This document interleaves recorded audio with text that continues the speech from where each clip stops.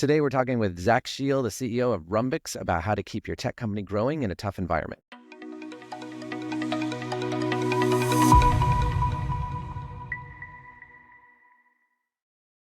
Welcome to Beyond SaaS, Zach. Before we jump in, have you got a golden nugget? Yeah. I'm a big leadership scholar, enthusiast, and practitioner. And one of the books I really enjoy, and it's kind of a framework around leadership, is it's called The 15 Commitments of Conscious Leadership. There's another book by Jocko Willink, I'm an ex-Navy guy, called Extreme Ownership. And his quote is, "There's no such thing as bad companies, just bad leaders." And I think conscious leadership is a real good framework to help build growth-oriented companies that are built to endure the challenges and succeed over the long term. I love both of those, and I'm going to look them up. My golden nugget today, well, if I were in construction, it would clearly be Rhumbix, because I would love to have somewhere where all my information could be consolidated. And in marketing, I struggle with that all the time. So I think what you guys are doing is amazing. First of all, that everybody can see everything in one place, and we'll talk about that briefly in a moment. But since I'm enjoying Fireflies.ai right now, and that's one of these automated AI note-taking apps. And I really like that I can search over all my calls, so I can say, hey, when did we talk about blah? And it'll come up, or I can ask it questions and the AI will answer it. So that's kind of a fun tool right now that I've been using a lot. So for those of you who don't know a bit about Zach, Zach co-founded Rhumbix, which is software that handles a variety of construction workflows like timekeeping and production tracking and time and materials, health and safety reporting, and more, all in one convenient place. And they can use it out in the field on an iPad.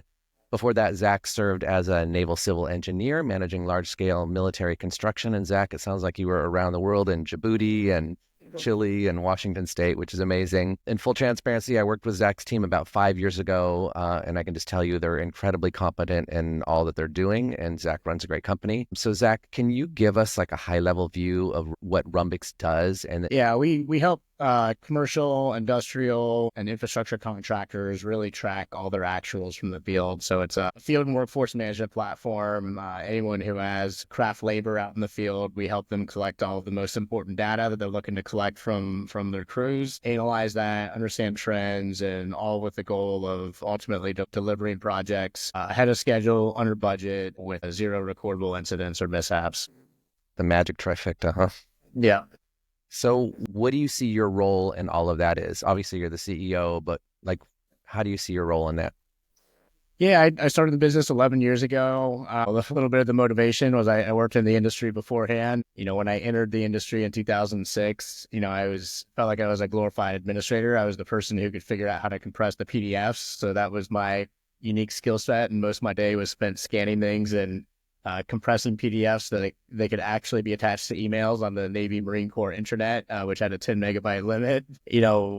Part of the motivation through all of starting Rhumbix and, being 11 years into the journey is helping push the industry forward. Love the industry. I'm a mechanical engineer by education and a little bit of my early professional career, and saw an opportunity where I looked at, am I the kind of middle of the Venn diagram of people that could raise venture capital and start a business, people that understand the construction industry, and people that could run a software business? And, I said, I think I am. And so, really for me, it's always been about helping to move the industry forward and doing that by helping build better software. It's great that the form of that is Rhumbix and we've been successful, but it really starts with the drive to help move forward the world's second largest industry, an industry that touches every single person, no matter, where they are on the planet. They interact with something that's been built, a facility, a road. You turn on your faucet, the water comes out. So my role is really, change agent for the industry and helping it kind of go from the 20th to the 21st century. I love that. And I think that's a challenge in that industry often, right? Absolutely. Yeah. So I know you've gone through and made it past the startup phase and into this mid-stage area. What are the challenges that you see, not just in your company, but kind of in common here quite often? Yeah. There's the startup phase and there's the exit phase, but a lot of people don't talk about the messy middle. And that's not my term. That's Scott Belkin wrote a great book called The Messy Middle that I encourage anyone who's in a similar stage or kind of 3, 4, 5 years into a startup to pick up and read. And he goes through a whole different kind of set of what what kills the companies that don't make it, and what traits the companies that do survive have. And a lot of it comes down to grit, resiliency. He says, endure the lows and optimize the highs. Lots and lots of lows. Like that's the kind of the biggest thing. You're going to get, 10 to 100 punches in the gut for every high five in startup life. And so you got to have a thick skin, a good amount of grit and resilience to be able to push through those. Control yourself emotionally, have awareness of kind of how you're showing up, because your team is going to see that and feed off of your energy or lack thereof. But yeah, the companies that figure it out learn from those failures and the mistakes or the strategies and the tactics that didn't work, and don't keep making those same mistakes, and then find ways to systematize what is working. When you get a couple of leads that come in and convert and shorter than your average sales cycle, start pulling on that thread, asking those customers questions. Where did you hear about us? What about the product, did you like or immediately attach onto? And finding a way, like I said, to systematize those successes to kind of scale that. It's interesting because my last guest was talking about how the CRM can be a crucial way to do that, and that many companies don't actually track that data of what's working and what's not working. How do you track that data? Yeah. One of the other pieces of advice would be investing in revenue operations earlier than you might otherwise think. Coming out of the Navy and construction, I had never seen a CRM. And so it was probably about 5 years in, we brought in a RevOps individual, and he was great and really helped us systematize and look at how we're structuring that data capture, how we're creating accounts, how we're creating leads, how that full lead to cash process is mapped out, because it's a lot easier to fix in the early days than the later days. And if you're trying to drive insight out of it, if we want to look at, hey, let's look at all the closed loss, for a certain ERP and see if there's a commonality there. You can only do that if you have the data fields right. And if you have them filled out, it takes work, and it may seem like a lot of micromanagement of the sales reps to kind of get that data and get it into the system correctly. But doing that in the early days allows you to reap those benefits later on of being able to use data to validate or invalidate a hunch you might have about a certain sales motion or a certain customer segment. And I think it's extremely important to use data wherever you can to kind of validate gut feelings. Sometimes you may just go with your gut, but always good if your gut's reinforced by something that you're seeing in the system as well. Yeah, absolutely. I'm always curious. When you got through the startup phase of things, that's almost pure grit, and you're just struggling and making things happen and figuring out what people really want. And then you get to this phase where you're like, okay, it's starting to roll and I'm starting to grow, but now I have to be a different kind of a leader, right? I have to be into systems and I have to get myself to the next phase of growth. What was that like for you, and what did you need to learn and change? Yeah, I mean, it's putting in processes and systems for scalability. Some of the challenges there is the early employees might not scale to be the mid-stage and the later stage employees. And so you need to constantly be looking at your executive team, primarily. Are those the right people? But for myself, it was surrounding myself with a lot of good advisors and, constantly checking in with them, talking about what's going on with the business, and, getting good feedback, something that's very difficult to get as a CEO. Is honest, direct, candid feedback. And so surrounding yourself with the right people, both inside the company and outside the company, to provide you that feedback and be able to kind of hold a mirror up to you and then, give you some critical feedback that you might not want to hear, but that's important for you to hear at the time to allow you to keep growing and move past that inflection point. Yeah, I continuously find myself the bottleneck to my company, and I'm Exactly. learning to be better at listening to that feedback. Um, what did you have to do differently in terms of marketing and reaching out to reach the next level of customers? Yeah, it's been an interesting journey for the last 11 years, because the construction industry, when we started Rhumbix, there was maybe only 40 or 50 construction tech startups.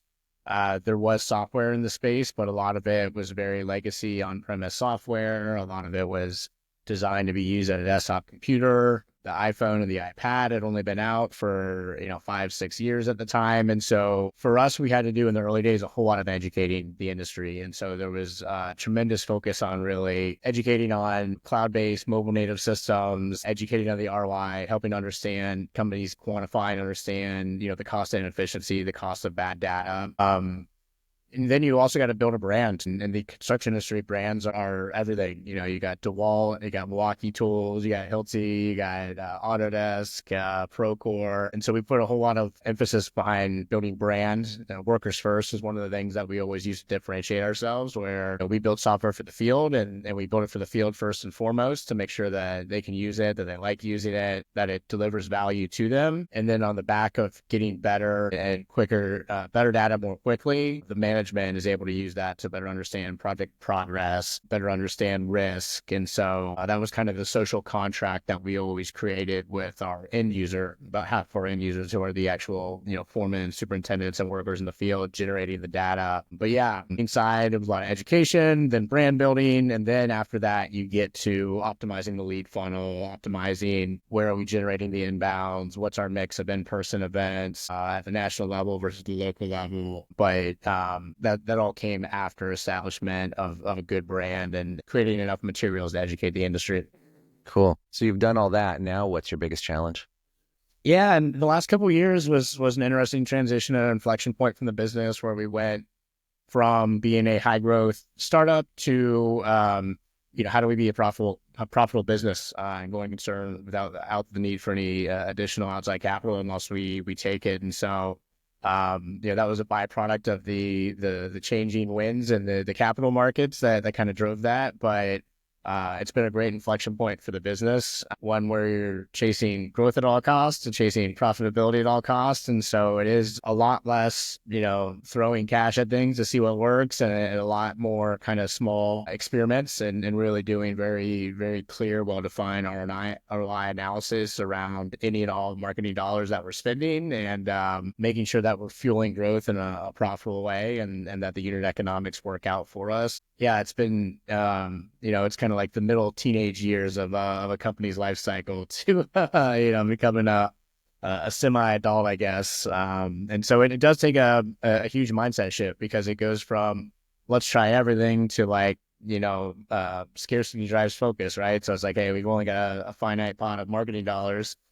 We can't do everything. Like, what are the top 3 things that we're going to try this year? How are we going to measure that success? And then if things are working, we'll continue to invest in that and dial it up. But if not, we're going to say, hey, we've made our 3 to 5 experiments for this year. We can do another 3 to 5 next year, but we're just going to stop investing in those other ones and focus on the things that we are doing that we know that work.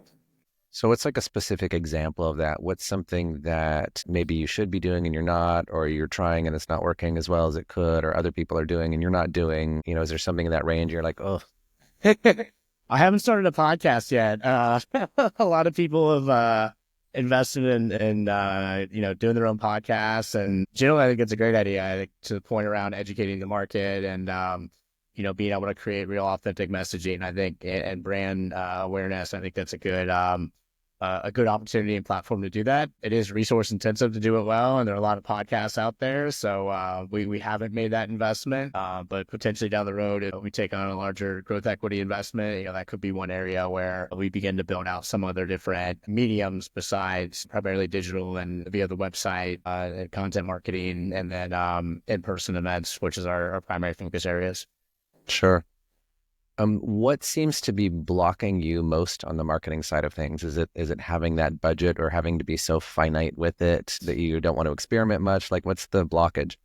For us, actually, like a lot of it, I'm always amazed. Like we'll come across a company that eventually comes inbound through a website, and we've never heard of them before. And it's a massive company, and they're all on paper, and it's like, they aren't in Zoom info, and a lot of this is a byproduct of the construction industry. It's, if you look at all the McKinsey reports, one of the least digitized industries. It is rapidly progressing through the technology adoption curve, but a lot of these large businesses are still offline and analog in many respects.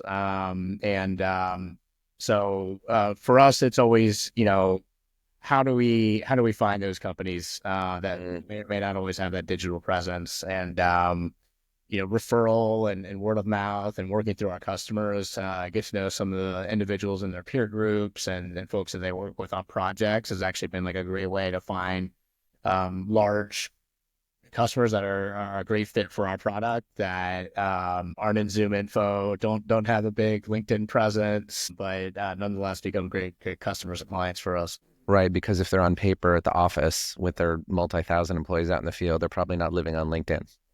Yeah, yeah, and I mean, increasingly, you're getting more and more, Gen X, Y, Z millennials that are in senior positions and mid-level management positions at these companies, but there are still a considerable number of baby boomers that are running these businesses, and kind of yet to retire, and um, you know, have a very different view of technology and software than maybe their sons and daughters that are taking over the businesses in the next 10 years. It's interesting because I have a client in a completely unrelated field, but we keep talking about like a lot of their target audience doesn't know what they don't know. And so I wonder, do a lot of these people not even know the potential benefits here, or they know and the barrier to entry just seems too high? I think it's, difficult to paint everyone with one brush. I've heard somebody say software doesn't hang pipes, men hang pipes, and so you got, more of the late adopter, to use the crossing the chasm framework, mentality, and that exists. But then there are other people that, yeah, just have no idea. They'll come across us and they'll be like, oh my gosh, I didn't know, you guys existed. You can handle all the things that I have issues with on a day-to-day basis. I'm looking for a software solution. Like this is great. And so there's still a tremendous amount of educating the industry, because it is one of the later to digitize industries in the world globally. What are some specific lead gen or marketing tools that seem to be especially successful these days for you?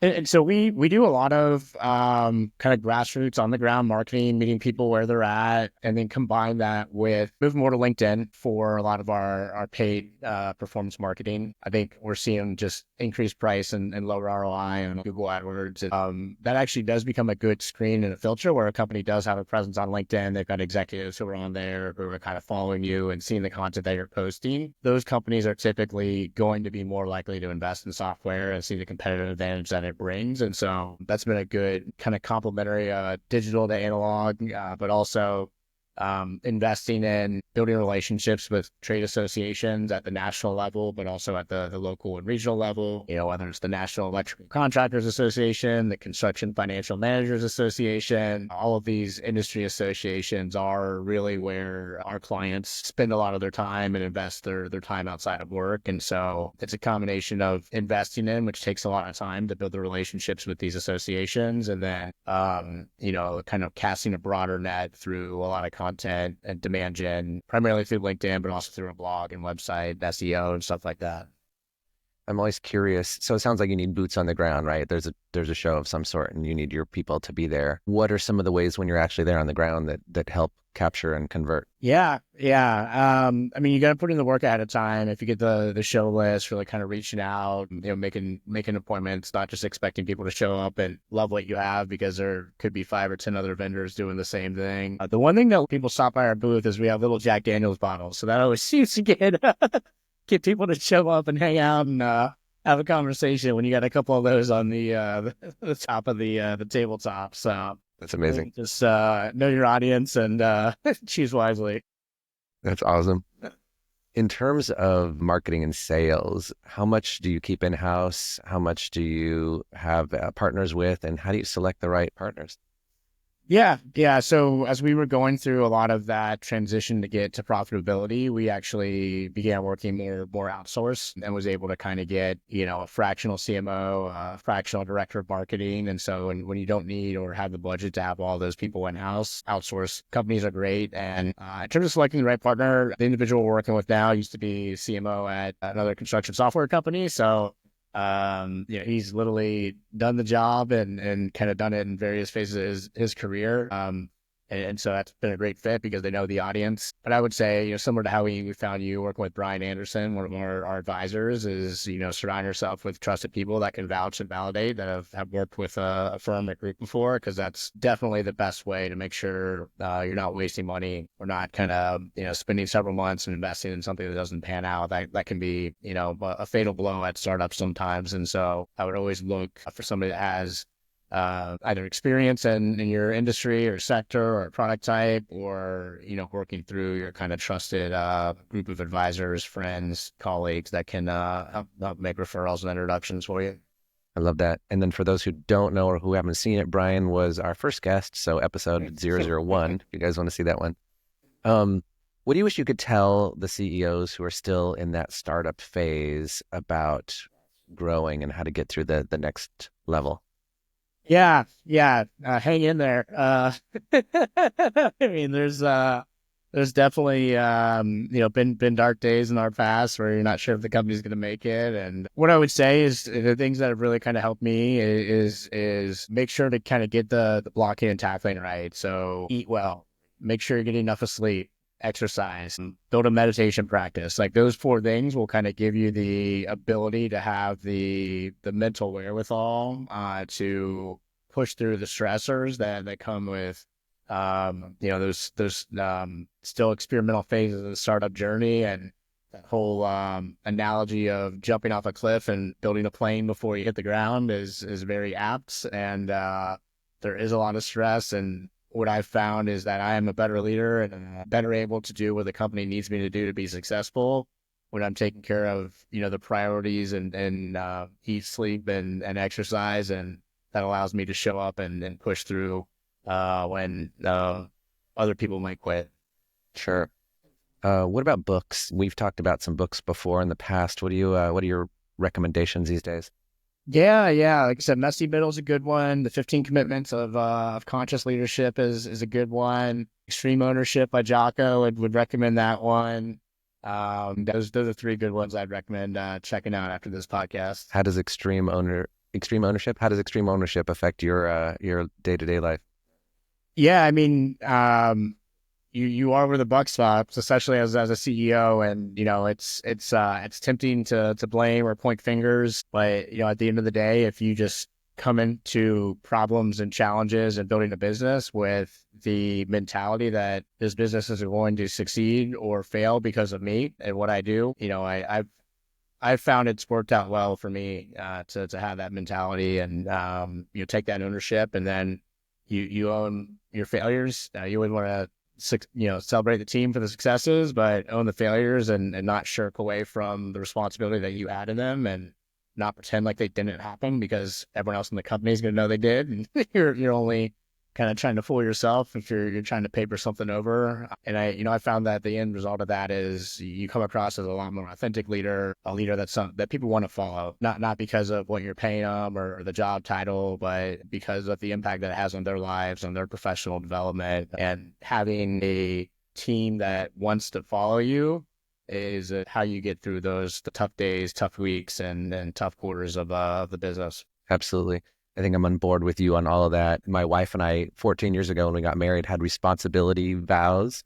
And we vowed that I'm responsible for my own emotions. I'm responsible for telling you when I'm unhappy.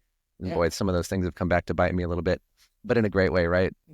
So we're still here 14 years later. But yeah, we take responsibility for our own side of things. And obviously that applies to a company as a leader, particularly.